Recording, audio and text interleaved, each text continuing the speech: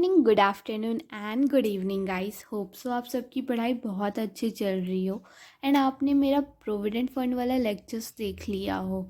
अगर किसी ने नहीं देखा है तो आप प्लीज़ पहले वो वाला लेक्चर देख लीजिए एंड देन फिर ये वाला लेक्चर देखिएगा, क्योंकि इसमें मैं प्रोविडेंट फंड से रिलेटेड क्वेश्चन करने वाली हूँ। सो पहले आप वो देख लीजिए, क्योंकि उस वीडियो में हमने देखा है कि प्रोविडेंट फंड क्या होता है एंड कितने टाइप्स के प्रोविडेंट फंड है एंड उसके टैक्स ट्रीटमेंट क्या है। बेसिकली हमें सीखना क्या है, टैक्स ट्रीटमेंट, जो कि मैंने वहाँ पे समझाया है। ओके, सो आपको देखना पड़ेगा वो वीडियो एंड थोड़े से अमेंडमेंट्स भी है, तो सो आप देख के आइएगा वो वीडियोस एंड आपको लिंक आईबॉल बटन में मिल जाएगी। एंड अगर आपको कोई भी डाउट हो तो आप कमेंट सेक्शन में पूछ सकते हैं एंड आपको नोट्स के लिए आप साथ में लिखते जाइए। अगर आपको साथ में नहीं लिखना है तो ये नोट्स अवेलेबल है finance at home on Instagram page पे, ठीक है। तो आप वहाँ से जाके स्क्रीनशॉट ले सकते हैं या आप जब भी मन करे आप वहाँ से देख के लिख सकते हैं, ठीक है। एंड आपको थोड़ा बहुत लिखना पड़ेगा क्योंकि वहाँ पे अमेंड नोट्स नहीं है, तो आप बेसिकली आप यहाँ से लिखते जाइए, साथ में ही लिखते जाइए थोड़ा थोड़ा, मतलब ज़्यादा तो लिखना नहीं रहता है, ठीक है। एंड आज जो हम क्वेश्चन कर रहे हैं वो क्वेश्चन आपको मिल जाएंगे। सो बेसिकली ये सीए और सीएमए की बुक के ही है, ठीक है। तो आपको अगर वहाँ से देखना है तो आप वहाँ से देख सकते हैं, अदरवाइज आपको क्वेश्चंस मिल जाएंगे।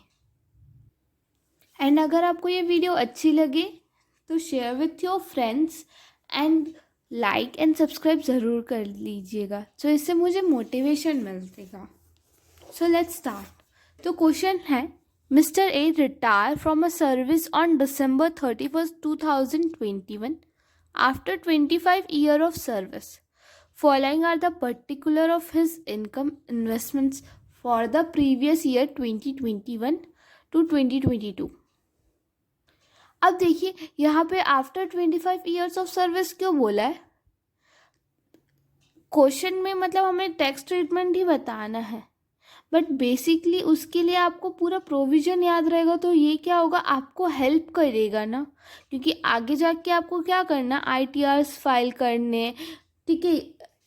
एंड किसी को अगर आपको बताना है कि आपका कितना टैक्स बनेगा, ऐसा तो नहीं है ना, ज़रूरी नहीं है कि आप आईटीआर फाइल नहीं करेंगे तो कोई आपसे पूछेगा ही नहीं। अरे आप एक बार सीए में सीए बन जाओगे तो आपसे तो कोई भी पूछेगा, तो आपको पूरा पता होना चाहिए, सारे नॉलेज होने चाहिए। इसके लिए आप पिछले वाला वीडियो देख के आइएगा, ओके। चलिए, अब 25 years ऑफ सर्विसेज होने चाहिए। देखो 5 साल कंटिन्यूस सर्विसेज होने चाहिए, ठीक है। अगर वो नहीं है तो हमें आरपीएफ नहीं मिलेगा। क्यों नहीं मिलेगा, जब अगर वो कुछ जगह पे, जैसे अगर वो इल हो गया या वो मर गया है या तो वो एक्सीडेंट हो गया, वो कंटिन्यू नहीं कर पा रहा है, तो उन केसेस में आपको क्या हो जाएगा, आरपीएफ नहीं मिलेगा, ठीक है। अब देखते, बेसिक पे दिया हुआ है 16,000 पर मंथ फॉर 9 months के लिए दिया हुआ है, ठीक है। डियरनेस पे दिया हुआ है 50% forms part of the retirement benefit 8,000 per month for 9 months। And then दिया हुआ lump sum payment receive from the unrecognised provident fund, URPF का बोल दिया है। तो यूआरपीएफ का टैक्स ट्रीटमेंट क्या होता है ये आपको देखना पड़ेगा पिछले वाला वीडियो, क्योंकि मैं इस वीडियो में सिर्फ क्वेश्चन सॉल्व करने वाली, मैं डिटेल डिस्कशन नहीं करने वाली। सो आप प्लीज़ पीछे वाला वीडियो देख के आइएगा। And deposit in PPF account 40,000 out of the amount received from the unrecognized provident fund. The employer's contribution was 2,20,000 and interest thereon is 50,000. The employee's contribution was 2,50,000 and the interest thereon 60,000. What is the taxable portion of the amount received from the URPF in the hands of Mr. A? Okay, इसका question आपको मिल जाएगा, tension मत लो। Solution लिखते हैं, एक minute. चलो solution करते हैं। अब क्या करना है, टैक्सेबल निकालना है, कितना होगा टैक्सेबल यूआरपीएफ के अंदर। Taxable portion of the amount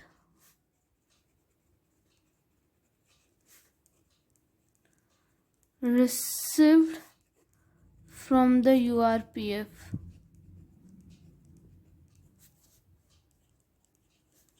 in the hands of Mr. A for the assessment year is computed thereon. ठीक है,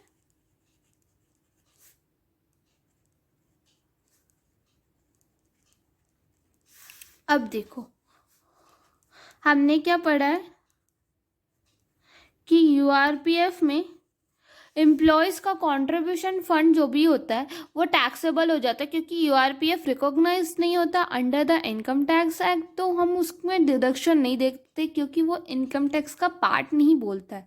इनकम टैक्स बोलता है कि हम देखो टैक्स तो मैं हर चीज़ में लगाऊंगा, अगर तुम मेरे अंदर आओ ना लगाओ, बट उसके लिए मैं अपना से कोई आगे का ना बेनिफिट नहीं दूंगा।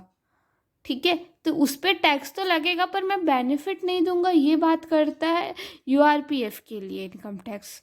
ठीक है, तो अब अगर आपको बेनिफिट नहीं मिलेगा तो आप टैक्स तो दोगे ही ना।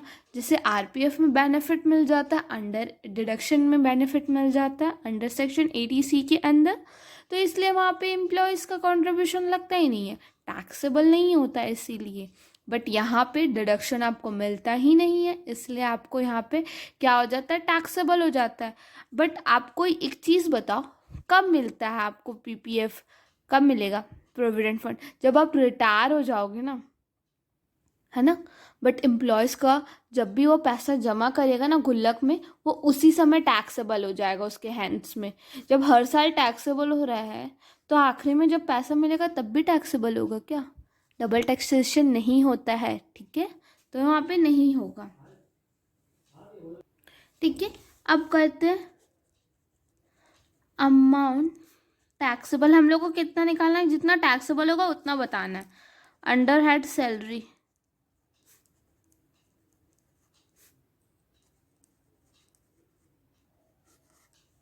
ठीक है। देखो एम्प्लॉय का कंट्रीब्यूशन, जो एम्प्लॉयर ने कंट्रीब्यूशन किया होगा ना, वो लमसम अमाउंट जब मिलेगा ना तब एक ही बार आपको टैक्सेबल कर देंगे। ठीक है, तो एम्प्लॉयर्स का जितना भी कंट्रीब्यूशन का शेयर होगा, employers share in the payment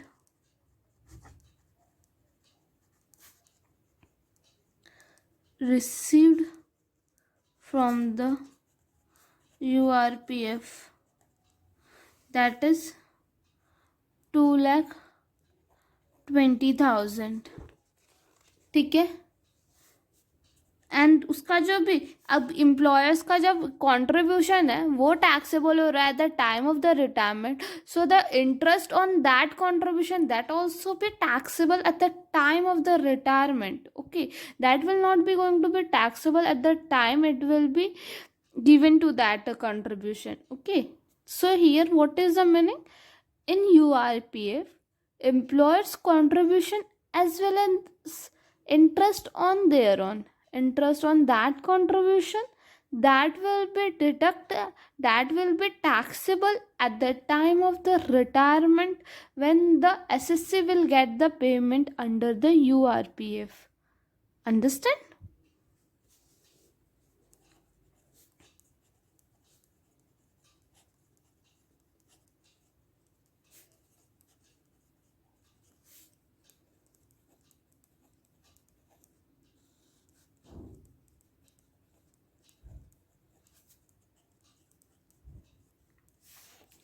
okay, अब लिखते हैं and then,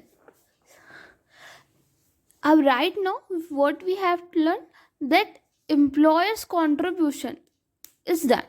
now we will talk about the employees contribution।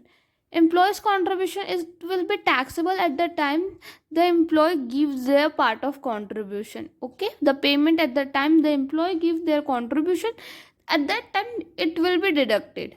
okay, but the interest on their contribution, it will be deducted at the time of retirement, but not under the head of salary, it will go under to the head of the income from other source, it will be taxable under the head IFOS। okay,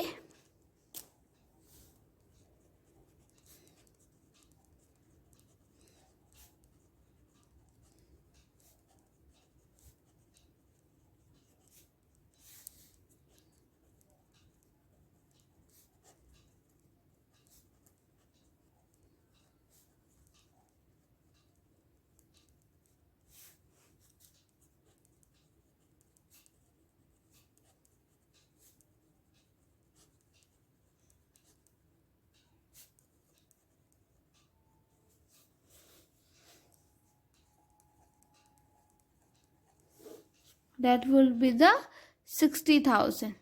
So total amount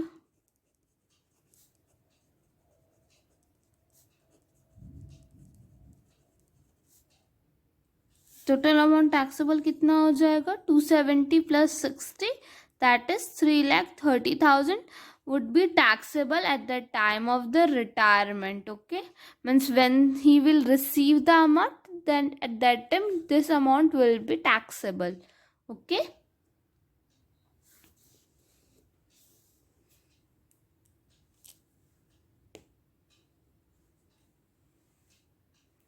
ये वाला question समझ आया? सो employers का क्या होता है, जब वो रिटायर होता है तो एम्प्लॉयर्स जितना भी पैसा पे किया रहता है ना पूरे साल भर में, मतलब जब से वो काम कर रहा है टिल एंड तक वो जितना पेमेंट किया रहता है वो कंट्रीब्यूशन एज वेल एज उसका इंटरेस्ट रिटायरमेंट के समय पे वो हो जाता है, टैक्सेबल हो जाता है। बट उसका जो इंटरेस्ट रहता है एम्प्लॉयज़ का ना, वो eight the time of retirement होता है, क्योंकि कंट्रीब्यूशन तो उसी समय एज अ सैलरी के साथ ही वो हो जाता है, टैक्सेबल हो जाता है। क्यों हो जाता है? क्योंकि उसका डिडक्शन नहीं मिलता है, इसीलिए। बट यहाँ पे ये इंटरेस्ट नहीं हो पाता उस समय, इसलिए हम इसको eight the time of retirement हम टैक्सेबल करते IFOS का पार्ट बना के। ठीक है, ये सैलरी का पार्ट नहीं है। ठीक है, ना सेकेंड क्वेश्चन करते हैं। सेकेंड क्वेश्चन है, mister x has the following salary structure, जिनका बेसिक पे है 10,000 पर मंथ, कमीशन फिक्स्ड है 2,000, DA है 1,000 per month and entertainment allowances है 2,000 पर मंथ।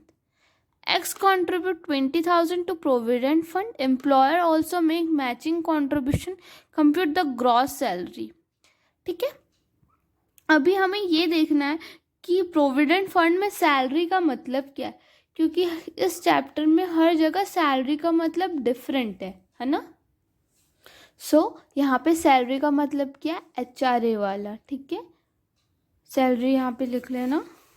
ये क्वेश्चंस करने से पहले एक ट्रिक, जब भी आप सैलरी का चैप्टर करेंगे ना, तो हर जगह सैलरी का मतलब अलग है, तो हर बार हर क्वेश्चन करते वक्त यहाँ वहाँ पे लिख देना, यहाँ पे सैलरी का मतलब ये है। ठीक है, तो आपको पता चल जाएगा कि कौन सा क्वेश्चन क्या बोल रहा है और उसके अंदर सैलरी का मतलब क्या है। ठीक है, तो यहाँ पे सैलरी कौन सा है? HRA वाला है। HRA वाला है मतलब बेसिक पे प्लस DA, पर DA कौन सा होना चाहिए? Forming part, which means retirement benefit वाला पार्ट होना चाहिए, plus percentage fixed on commission, fixed commission on turnover. ठीक है, that will be the salary का मतलब यहाँ पे। ठीक है, और इस क्वेश्चन में हमें निकालना भी क्या है? सैलरी निकालना है, सैलरी का मतलब निकालना है ना, ग्रॉस सैलरी निकालना है, टैक्सेबल कितना है। चलो निकालते हैं। यहाँ पे 3 डिफरेंट केसेस दिए हुए हैं, तो ये बहुत इजी हो जाएगा आपको पूरा ये कॉन्सेप्ट समझने के लिए।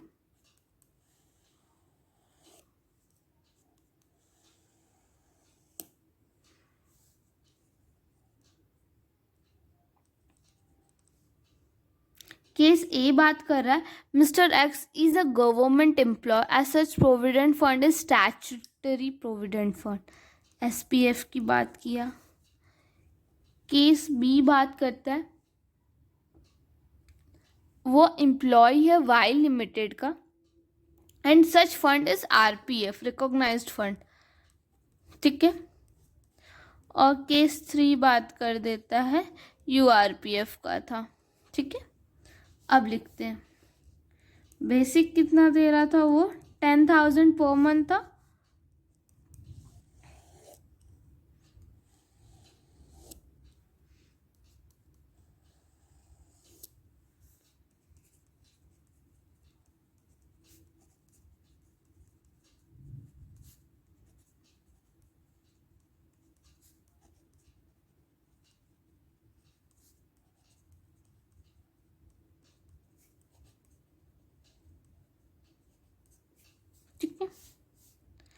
यहाँ पे लिख देते हैं बेसिक। ठीक है, बेसिक कितना आता? 1,20,000। कैसे? 10,000 इंटू 12, तो 1,20,000 तो सब में मिलेगा। जितना बेसिक पे हो तो सबको मिलेगा, है ना। और उसके बाद कमीशन कितना बोला? परसेंटेज फिक्स कितना बोला है? 2,000। ठीक है, कमीशन कितना बोल दिया? 2,000। अब आ जाते हैं अलाउंसेस। अलाउंसेस में पहला कौन सा है? डीए। ठीक है, डीए कितना बोला? 1,000 पर मंथ। ठीक है, तो ये कितना हो जाएगा? 12,000, 12,000 एंड 12,000। ठीक है, फिर एंटरटेनमेंट अलाउंसेस भी बोला है, दैट इज 2,000 पर मंथ। क्या हो जाएगा? 24,000, 24,000 एंड 24,000। तो टोटल अलाउंसेस कितना हो जाएगा? 36,000।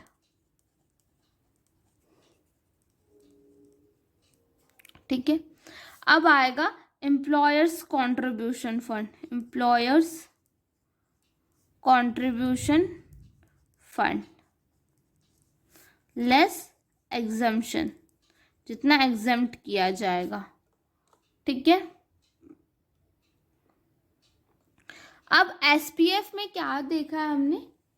As it is a government employee, तो एसपीएफ में, तो एसपीएफ में क्या होता है कि गवर्नमेंट कभी भी अपने ही गवर्नमेंट एम्प्लॉय से टैक्स नहीं कलेक्ट करती ज़्यादा। ठीक है, टैक्स नहीं लेती है, तो जितना भी एम्प्लॉयर ने कंट्रीब्यूशन किया होगा वो क्या हो जाएगा? पूरा पूरा एग्जम्प्ट हो जाएगा। ठीक है, अब आते हैं एम्प्लॉयर कंट्रीब्यूशन अंडर आरपीएफ। ठीक है, इसने कितना किया होगा? 20,000 इसने भी किया, क्योंकि एम्प्लॉयर ने तो 20,000 कर ही दिया है।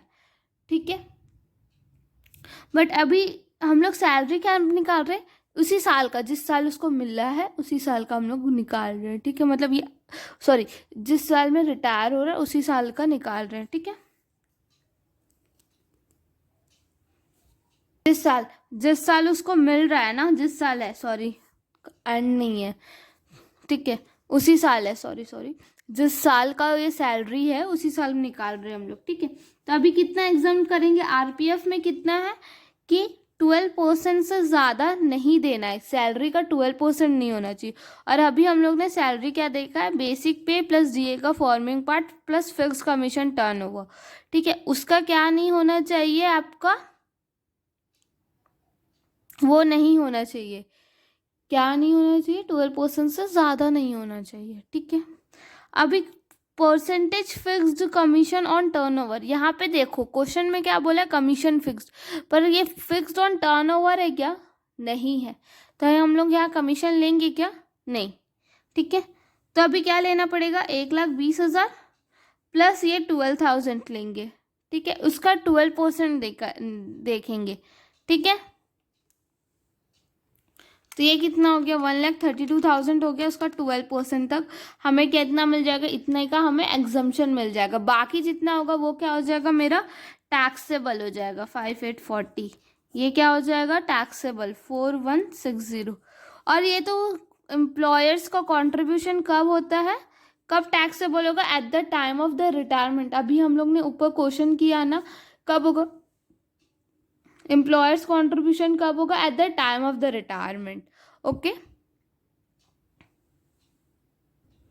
समझा क्वेश्चन? अब इसके बाद नेक्स्ट क्वेश्चन करते हैं। ये पता चल गया ना कैसे आया? ये वाला ही है, बस इसमें ऐड कर देना। ठीक है, देखो यहाँ पे क्या लिखा हुआ है? Percentage fixed commission on turnover है। जब तक ये पूरा ना बोले तब तक उस कमीशन को ऐड मत करना, मतलब ये 2,000 नहीं आएगा while calculating salary under RPF. Okay, so basic pay कितना आ जाएगा? 1,20,000 एंड ये forming part that is the 12,000। Okay, अगर नहीं बोलेगा तो आपको क्या करना पड़ेगा, आपको as a forming part consider करके आपको बोलना पड़ेगा। एंड आप इसके लिए नोट्स भी लिख सकते हैं, ठीक है। नेक्स्ट क्वेश्चन बनाते हैं। उसके पहले ना एक रूल है, rule 11 clause 4 of part A of fourth schedule, ठीक है।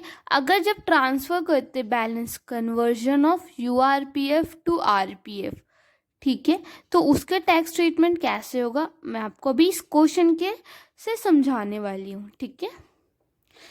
Mister Sharma has been appointed as an accountant of ABC limited as on 1st April 2018.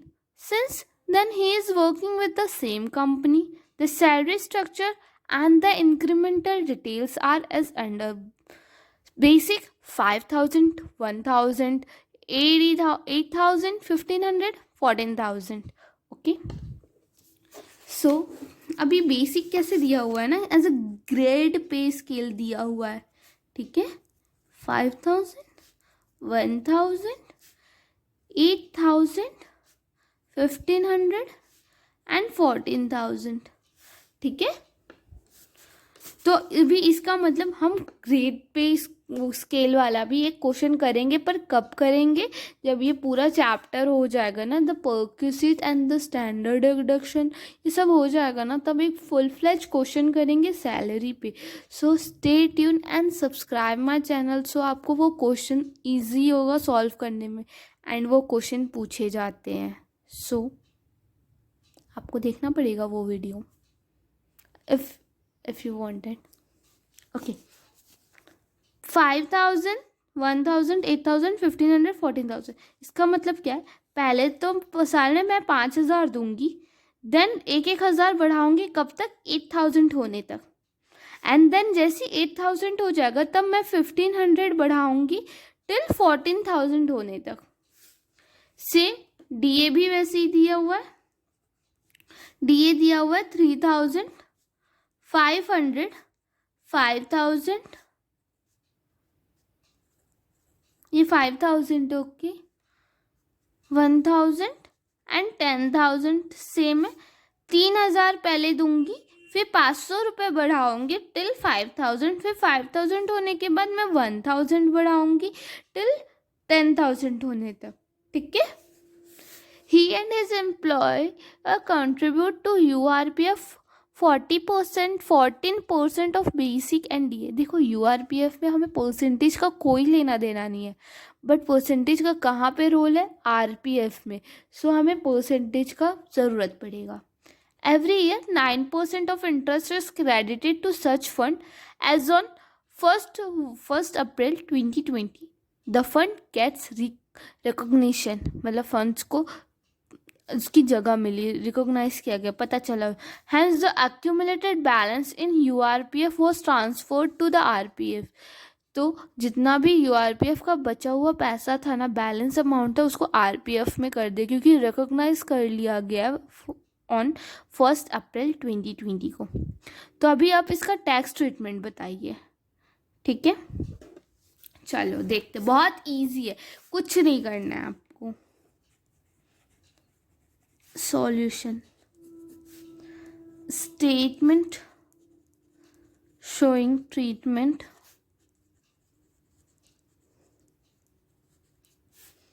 Of transferred balance. Guys ये ना न्यू क्वेश्चन है, न्यू टाइप का question है, ये question आने के चांसेस बहुत ज़्यादा है। सो ये करके ही जाना, और ये देखो अच्छे से, नहीं समझे तो प्लीज़ कमेंट सेक्शन में पूछ लेना, बट समझ के जाओ, ठीक है। ईयर 2018-19, क्योंकि वो 1st April 2018-19 से काम करना चालू किया है, ठीक है। एम्प्लॉयर्स कॉन्ट्रीब्यूशन टू फंड, तो वो क्या बोला, 14% ऑफ सैलरी दे रहा है, ठीक है। 14% ऑफ बेसिक एंड डीए, देखो 14% ऑफ बेसिक एंड डीए बोला है, तो आपको उतना ही लेना पड़ेगा, ठीक है। तो पहले कितना वो बोला है, 5,000, पहले मैं कितना दूंगी, 5,000 दूंगी, तो 5,000 इंटू 12 कितना होता है, 60,000 हो गया, प्लस डीए दूंगी 3,000 इंटू 12 कितना हो गया, 36,000 हो गया। अब इसका 36,000 का मैं क्या कर दूंगी, 14% निकाल दूंगी। ठीक है, तो ये कितना आ जाएगा मेरा 13,440। आप कैलकुलेशन चेक करते जाइएगा। ठीक है, सेम मैं 2019-20 का भी निकाल दूंगी। ठीक है, क्योंकि 1 अप्रैल 2020 को रिकॉग्नाइज हुआ ना, उतने समय तक तो मैं 31 मार्च 20 तक तो मैं यूआरपीएफ के अंदर ही दूंगी ना। अभी क्या हो गया, 1 साल हो गया, नेक्स्ट ईयर में कितना हो जाएगा, 1,000 बढ़ाऊंगी तो ये कितना हो जाएगा, 6,000 हो जाएगा। तो 6,000 इंटू 12 कितना होता है, 72,000 होता है सब। प्लस ये कितना हो जाएगा, 3,000, 500 और बढ़ाऊंगी तो कितना हो जाएगा, 3,500 हो जाएगा। ठीक है, 3,500 इंटू 12 कितना हो जाएगा, 42,000 हो जाएगा।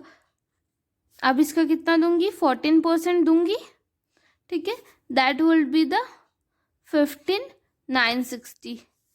ये तो हो गया आपका यूआरपीएफ का। ठीक है, अगर यही मेरा आरपीएफ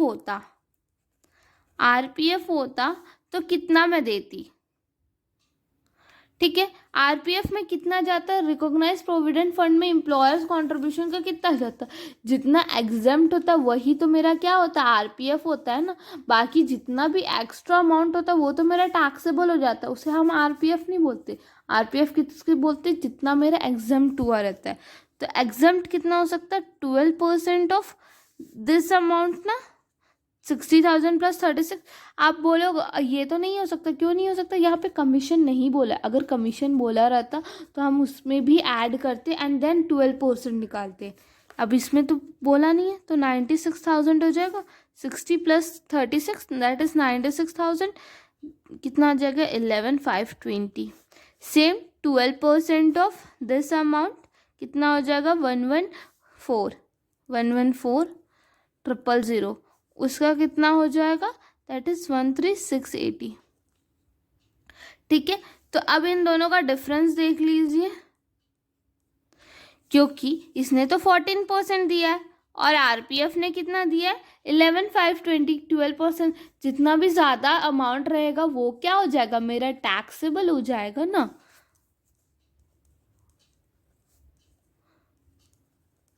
दैट इज 4,200। ये तो हो गया 2019-20 का, बट अभी करंट ईयर का तो निकालना पड़ेगा ना। ठीक है, करंट ईयर का कितना हो जाएगा, current year that is 2020 to 2021। यहाँ से निकालते डायरेक्ट आरपीएफ ही निकलेगा, क्योंकि अब तो ये आरपीएफ में रिकॉग्नाइज हो गया। That is the 12% of salary, salary का बेसिक प्लस डी हो जाएगा। ये कितना हो जाएगा आपको, यहाँ 6,000 हो गया। अब एक और साल हो गया, थर्ड ईयर में एक और बढ़ाऊंगी, कितना हो जाएगा, 7,000 हो जाएगा। ठीक है, मैं अभी 1,000 कब तक बढ़ाऊंगी, 8,000 होने तक। अभी तो मेरा 8,000 हुआ नहीं है, तो मैं 1,000 बढ़ा दी तो कितना हो गया, 7,000। दैट इज 84,000 हो गया। प्लस बेसिक डीए बढ़ा दूंगी 500 से, तो कितना हो गया, 4,000। 4,000 इंटू 12 कितना हो जाएगा, 48 हो जाएगा, और उसका 12%। ठीक है,